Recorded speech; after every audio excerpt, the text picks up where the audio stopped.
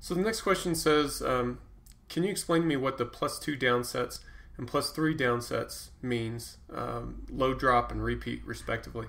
I tried searching through the forum, but it just made it more confusing. I'm on week 3 and I feel like I'm falling behind. So you gave me a couple examples to work with. This should be explained pretty thoroughly in the startup documents that you got before we started training. If you didn't get those for whatever reason, they got lost in the email, let me know. I'll be happy to resend those to you. But I drew up some little schematics here to kind of walk us through what's going on. So first up, this is an example of the repeats. This is the example that you sent to me, so we'll kind of go through this one. If I send you to the gym with these top 2 lines, this is your protocol.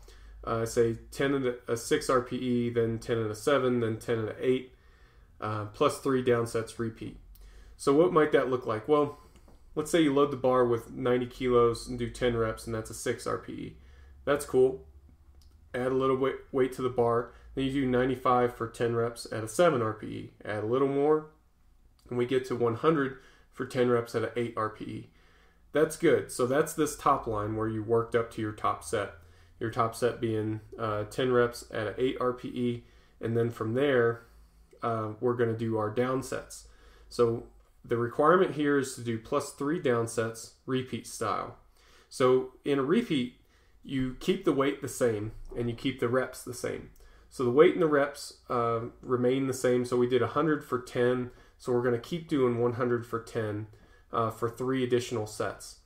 So you can see that the first set might be an 8.5, the second set's an 8.5, and then the third set's a 9 RPE. Now, where this kind of gets a little bit more confusing is that if you did, say, 100 for 10 and it became a 9 RPE and you still have more work to do, then you're going to reduce the weight a little bit, around 5%, something that's easy to load, but you get the idea. You'll reduce the weight a little bit if the RPE gets too high. And usually we say too high is a 9 RPE for repeat work. So that's repeats.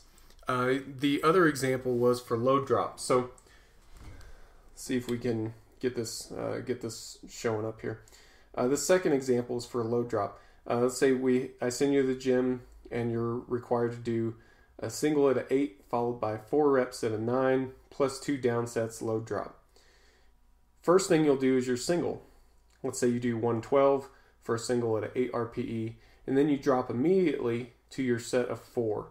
So you drop down to your set of 4 at a 9 RPE. Let's say that's 100. So you do 100 for 4 reps, and that's a 9 RPE. Now you've got your downsets. It's requiring +2 downsets with a load drop protocol. Now the load drop means you're going to drop the weight on the bar. You're going to reduce the load by 5%, and it's pretty much an automatic 5%.